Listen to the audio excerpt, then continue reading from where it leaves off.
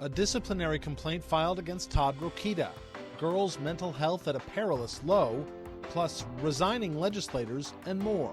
From the television studios at WFYI, it's Indiana Week in Review for the week ending September 22nd, 2023. Indiana Week in Review is made possible by the supporters of Indiana Public Broadcasting Stations. This week, the Indiana Supreme Court Disciplinary Commission wants the court to discipline Attorney General Todd Rokita for comments he made about Dr. Caitlin Bernard. Last year, Dr. Bernard made national news after she provided abortion care to a 10-year-old and then discussed it with the Indianapolis Star. Rokita went on Fox News to discuss that incident shortly after and called Bernard an abortion activist acting as a doctor with a history of failure to report. No such history existed. The State Disciplinary Commission says those comments, as well as other remarks by Rokita to the media, in which he discussed an investigation into Bernard before he brought a case to the Medical Licensing Board, violate Indiana's rules of professional conduct for attorneys. Rokita defended his remarks, saying he was fulfilling his official duties and that Bernard gave up any right to confidentiality when she spoke to the Indy Star. Will this disciplinary complaint ultimately impact Todd Rokita in any significant way? It's the first question for our Indiana Week in Review panel. Democrat Ann Delaney. Republican Mike O'Brien. John Schwannis, host of Indiana Lawmakers. And Oshia Boyd, editor-in-chief of the Indiana Local News Initiative. I'm Indiana Public Broadcasting State House Bureau Chief Brandon Smith. Before we talk about Todd Rokita, if you were listening, that was a different title for Ms. Boyd over here. Congratulations on your new gig that you just started. Thank you. We're all very excited for the Local News Initiative. Thank you. Ann Delaney, Curtis Hill, the last Attorney General before Todd Rokita, got his law license suspended for 30 days for criminally battering 4 women, even if Rokita is disciplined. And there's a long way to go before that might happen. What, at most, can we realistically expect? I think you could expect a much harsher penalty. I mean, I think what Curtis Hill did was absolutely reprehensible, okay? And it showed flawed conduct and it showed flawed judgment. But it didn't abuse the office. He wasn't into using his office to abuse people, which is a sharp difference with Todd Rokita. Todd Rokita is using his position as Attorney General not just to advance himself politically by appealing to the right-wing crazies in the Republican Party, but he's using it to intimidate, like he's trying to intimidate IU, and intimidate Dr. Bernard, because he doesn't want any meaningful discussion about what the abortion ban means for children like that 10-year-old. He doesn't want people talking. He wants to pretend it doesn't happen. Well, you know what? It does. And I think using his office the way he has to achieve the goal that he wants politically, I think is much, much worse conduct. And he's basically admitted that he violated the canons in his response that he put out. Of course, he doesn't mention the statute that he also went, meaning that he also broke the law in addition to the canons of ethics. So I think that the Supreme Court could look at this, and the Disciplinary Commission could look at this and recommend a stronger penalty. This did ultimately, I mean, the Indiana Supreme Court disciplining Curtis Hill did have an impact on Curtis Hill. He lost renomination at the Indiana Republican Party convention. Even if Todd Rokita is disciplined, given what he would be disciplined for, is he likely to face similar consequences? We'll see. The Republican side is a little crowded as far as contested primaries and potentially a contested convention for lieutenant governor. That's true. Look, Dr. Bernard shouldn't have conducted herself the way she did. The Medical Licensing Board agreed and took care of that. And took care of that. It opened the question. And that should be, but for Rokita, enough. Don't sue IU Health. Don't keep on this crusade. What he is doing, so Republicans, I think the vast majority of Republicans wanted to see restrictions put on abortion rights, and they got that. What Rokita is doing is legitimizing the left that has said it's never going to be enough. They want to go after the doctors. They want to go after the women getting abortions over state lines. The vast majority of Republicans don't want that. Rokita's doing nothing in this crusade but legitimizing the worst fears of people that I still think a vast majority of Republicans don't agree with. I want to make one point on that, okay? The way Rokita defines HIPAA is not the way the statute defines HIPAA. But it was the way that the Medical Licensing Board decided to define. Who gave him a parachute so that he wouldn't be totally embarrassed by his Early in the ridiculous business of complaint. giving parachutes. That's like kangaroo. You Yeah, can't that's I agree. I agree If with that. if his definition of HIPAA is correct, that means the governor appearing the day after the first COVID death with that doctor violated HIPAA, because he said a 55-year-old man died in Marion County yesterday. If it isn't individually identifiable as the way the statute requires, then the governor is guilty of HIPAA. Well, violation. I don't think he's going to be brought up before the medical licensing board. Well, funny thing. The question I asked at the top was, is Todd Rokita, if he's disciplined, and that is an if at this point, if he is disciplined, will he have any significant consequences? And realistically, will he? You have to wonder. But presumably, he's engaged in the kind of conduct he has, and by conduct I mean constantly sort of throwing bombs in sort of a very partisan, not just partisan, but in a very ideological way that appeals to a certain faction of the Republican Party. His style and that has been his for style, a and decade. it seems to be working. And it's part of, I think, indicative of a real shift we've seen in the way we judge elected officials and politicians. It used to be how effective somebody could be, how qualified, how competent, how able someone was to deliver good government, whatever role he or she was in. Now it seems the greater reward is reserved for those who can be the most vocal, the most strident, the most active in bomb throwing.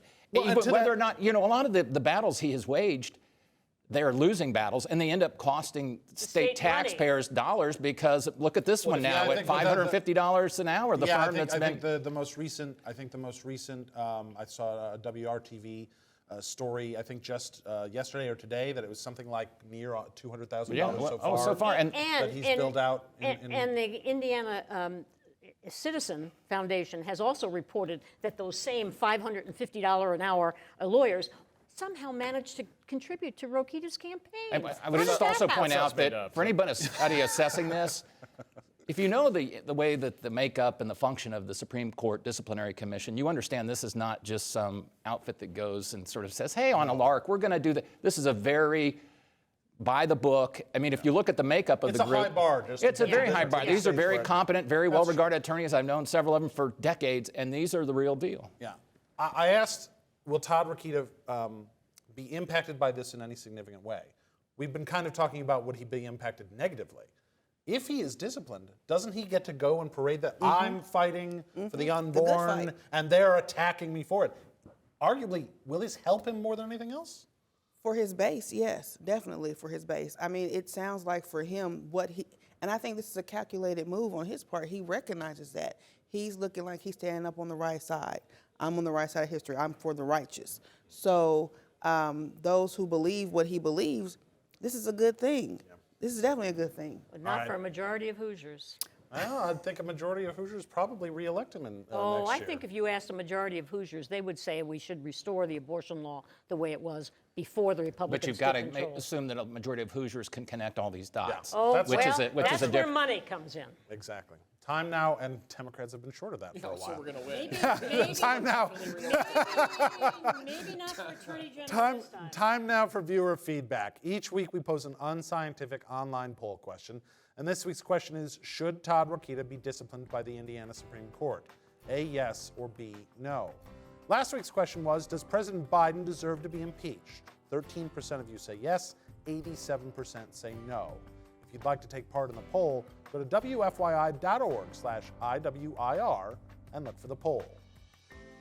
A recent report says girls in Indiana face alarming increases in serious mental health concerns, and that the state is witnessing generational trauma in the making. And yet, mental health care in schools is under unprecedented attacks from conservative activists. According to the recently released Indiana Girl Report from the Indiana Youth Institute and Girl Coalition of Indiana, nearly half of all 7th through 12th grade girls in the Hoosier State experienced depression last year, and 1 in 4 seriously considered suicide. Girls in Indiana are more likely to be the target of bullying than boys. In 2021, girls were admitted for inpatient care at hospitals more than 3 times as often as boys, and girls reported experiencing sexual dating violence at 5 times the rate of boys. those issues all show up in the classroom. Krista Fay oversees wellness programs in Avon schools. If you are coming in and your anxiety is overwhelming you, if your chest is so tight that you can't breathe, if your thoughts are racing, how are you going to be available to hear that instruction? The Indiana Department of Education, meanwhile, quietly removed resources from a page about social, emotional, and behavioral wellness off its public website, including the state's Social Emotional Learning Toolkit. The toolkit and other materials are now posted on a portal for educators that requires users to log in and enter an enrollment key. The state says it was part of an overhaul of the website to help make it easier to use.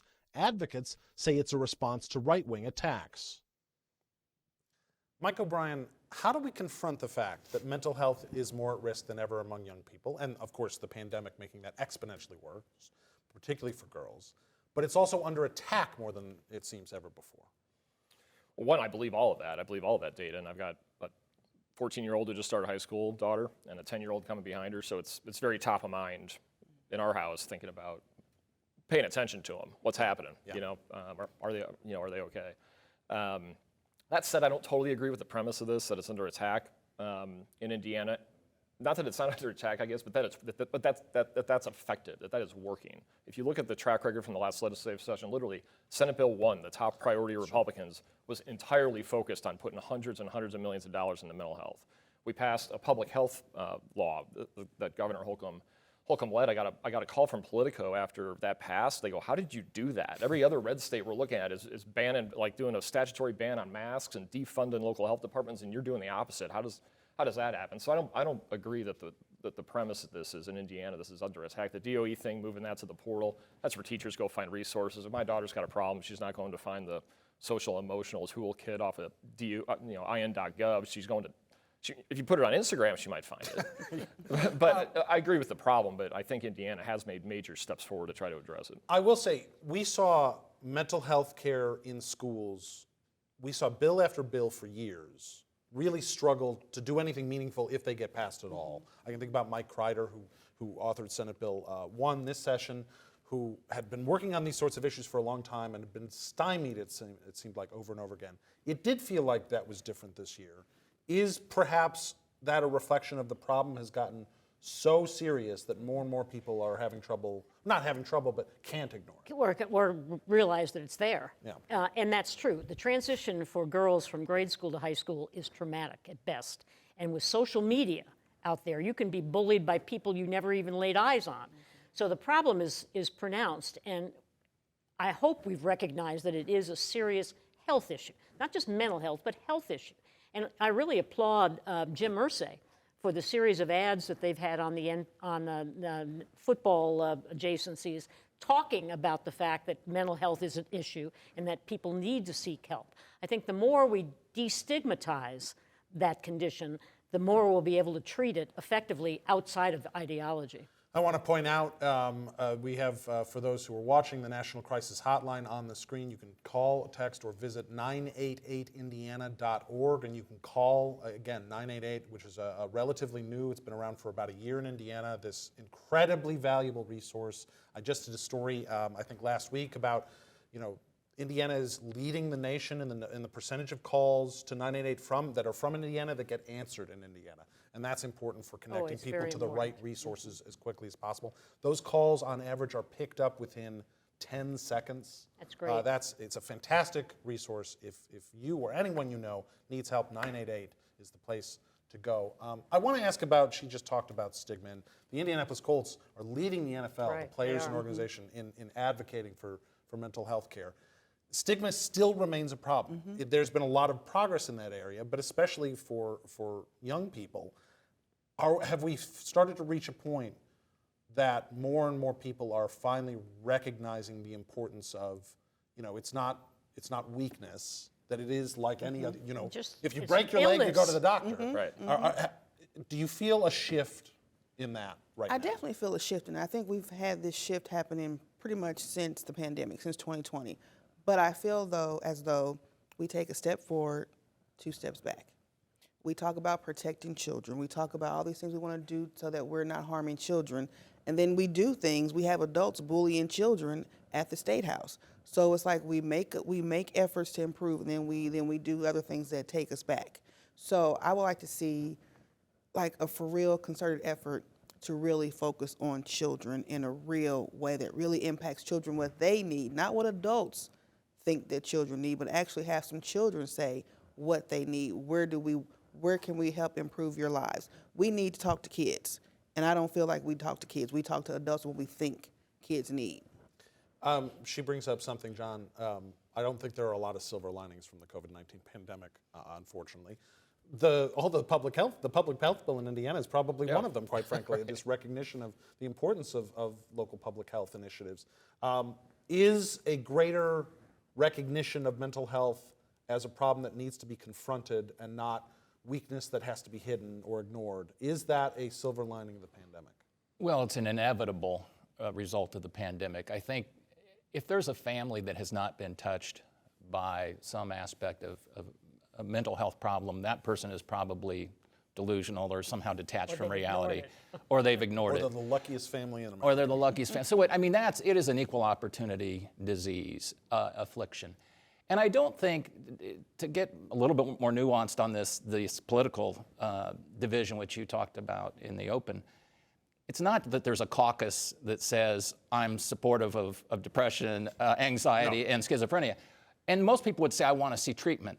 The hang-up, just to be specific, is it's about parental rights and the role of government interacting with young people, vulnerable young people, and how that should manifest itself, whether counselors should be in place to conduct screenings without parental approval, because oftentimes if a parent is objecting to a child being screened, my guess is the parents probably are part of the problem. So that's certainly something you would jump to. It would certainly could be a contributing factor, exacerbating maybe a problem that's hardwired. But we won't know because there's that desire to help people with mental illness, but the denial that it could possibly be my child. And two, we don't want some government employee coming and standing between me and that's the problem. And it's the result is just as insidious, but it's more nuanced than just for or against. Right. Well, some Indiana voter advocates say Hoosiers are shortchanged when lawmakers resign in the middle of their terms. 4 legislators have stepped down this year, including 2 state senators who left office less than a year into their new 4-year terms. Common Cause Indiana's Julia Vaughn says it's particularly frustrating when lawmakers leave less than a year after being reelected.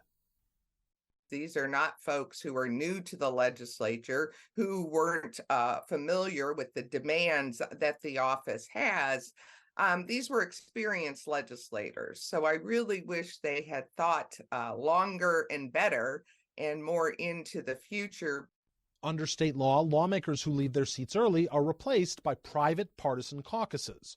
Vaughn says it shouldn't be party insiders who get to choose. She wants to see special elections. One of the arguments that has been made against having special elections in these cases is the expense. So perhaps as a deterrent, we could require the retiring legislator to chip in for the cost of a special election.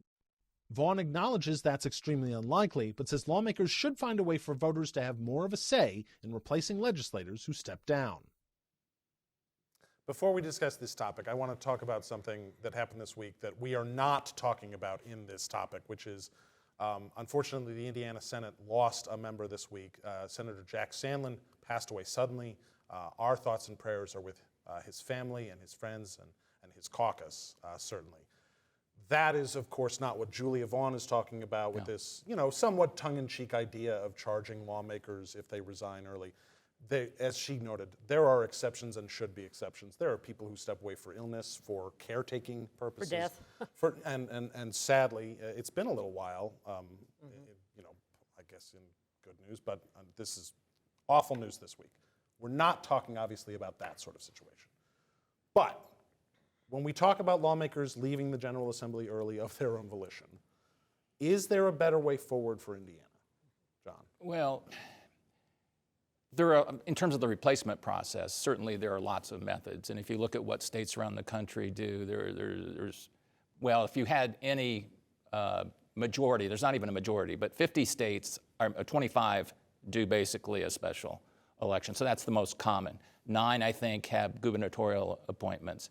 And then others have either local commissioners or some elected officials. Others maybe have the lawmakers themselves. The remaining members of the chamber will decide.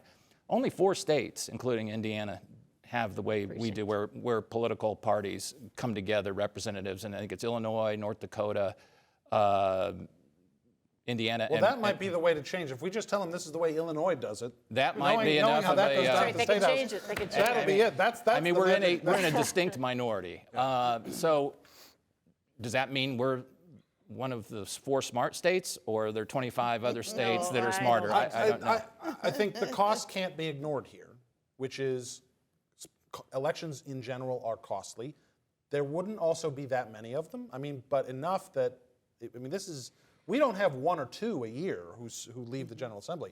The last 10 years or so, we've averaged in a cycle more than 4. It's been, in nearly 10 sometimes. And by the way, Colorado's the other one I couldn't remember for those So keeping We've score. also had seasons where we haven't had that. It's been a while since I know, we've had that. In modern times, the turnover rate in the General Assembly has been incredible. It's a reason in and of itself for no term limits to go against that. Is the cost ultimately too high to move to a special election model? I don't think so. I feel like as a voter, I'm shortchanged if the person I voted for does not stay in office, and then the party gets to decide who my representative is. So I don't feel like the cost is too high. We need to have true representation. So those are my thoughts. I don't think it's too high. And even you can argue about the special election, which was what you'd have to do for state representatives. But for state senators like this, you could put them on the next general election ballot. That's a good idea. I was just going to, and Julia talked about that too, is even fitting them into like a municipal election if they, now in the case of John Ford, that wouldn't have worked because the ballots had already gone out, but with a couple earlier this year, fitting them into existing elections, is that a way Indiana should go? I think that's a smart way to do it. It doesn't incur additional expense. The runway's not really that long. I mean, you're talking about if we did it that way, this person would be appointed by the caucus, which I think they should be. I think the party has to intervene here. We talked about party politics a few weeks ago, in a similar situation. But so I think the party should pick the person to fulfill the term, but that term should probably cycle into the next general election when the General Assembly is elected. So in this case, your primary election would be in 24, your general in 24, then have them run again to stay on the cycle. So you have 25. Right, exactly. There's states that do that. We have the answer right here. We do that with U.S. So it's a hybrid. If only It's a we hybrid. it's a We hybrid do it system, with exactly. U.S. Senate that way. That's right. Yeah. Oh, well, we just saw it with technically we just saw it with Jackie Walorski.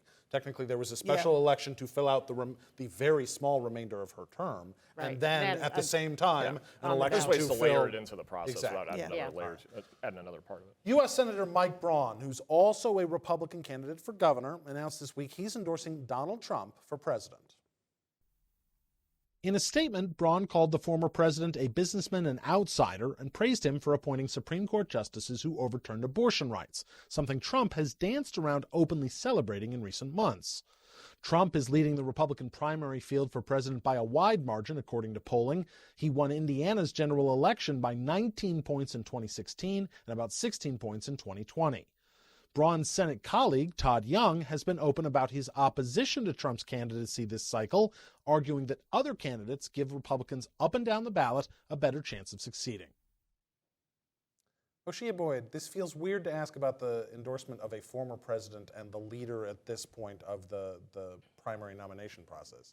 But is there any downsides in Indiana to endorsing Donald Trump? Oh, downside other than endorsing someone who tried to steal the election? To a lot of Hoosiers, I don't think they see it that way. Yeah, I don't think there is. I don't really think there is, except for a certain small group of people, including me. So I think there are people who definitely think that endorsing former President Trump makes sense and is the right answer. It's really too early to tell where things are going to play out since we're, in September. But I think he's still a favorite. I mean, he's still favored by a lot of people, so we shall see. Yeah, I mean, there are other serious candidates in this primary pool, including Indiana's own Mike Pence. But is there any downside for Mike Braun to saying Donald Trump's my guy? Well, there's a short-term game here and a long-term game. Short-term, I don't think there's any negative because he's playing to a constituency that's probably says, yeah, that's what we want. And obviously 10 other members of the Senate have already done the same thing. So there must be some perceived value in that. The reason I say there's also a longer-term game is that history, I don't think, will look kindly on this. Now, some political consultants could say, who cares as long as they get past the next election. But I think all of this, when history is written, whenever that is, will say that it was sad to see so many people.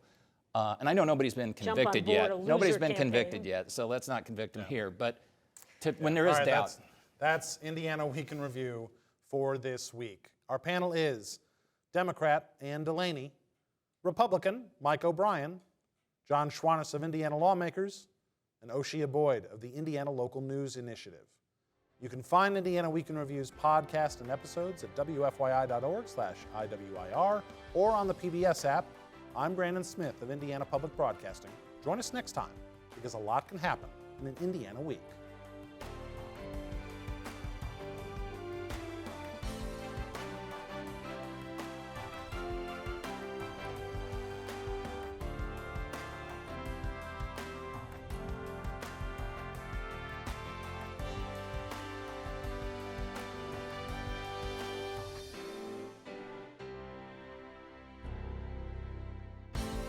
The opinions expressed are solely those of the panelists.